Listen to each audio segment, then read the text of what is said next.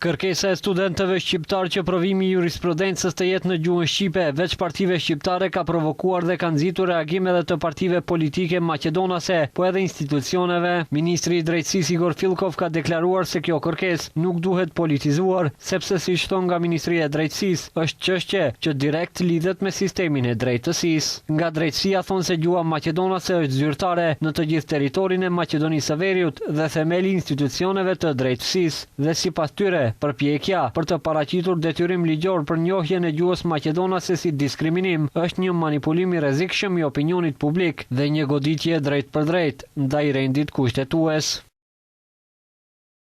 Është e patolerueshme që tema të tilla të ndjeshme që lidhen drejt për drejt me sistemin e drejtësisë të përdoren për tubime dhe pikë politike apo krijim të tensioneve ndëretnike. Provimi i jurisprudencës kryhet në përputhje me ligjet në fuqi dhe standardet profesionale dhe jo në bazë të politikave ditore dhe agjendave dhe presioneve nga rruga.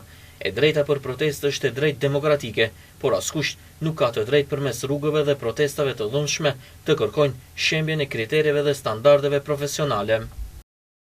Për këtë ka reaguar edhe deputeti i VMRO-DPMN-s Bojan Stojanovski, i cili ka deklaruar se qeveria është duke kërkuar zgjidhje të qëndrueshme ligjore sa i përket provimit të jurisprudencës në gjuhën shqipe. Ai tha se pritet hartimi i një ligji që do të jetë në përputhje me Kushtetutën dhe Komisionin e Venecias.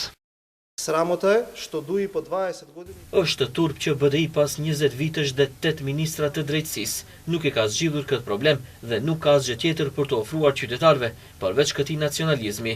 Së bashku me partnerët tanë të koalicionit, dje e gjithë publiku në Republikën e Maqedonisë mundi të shihte se u mbajt një takim për të kërkuar një zgjidhje të qëndrueshme kushtetuese.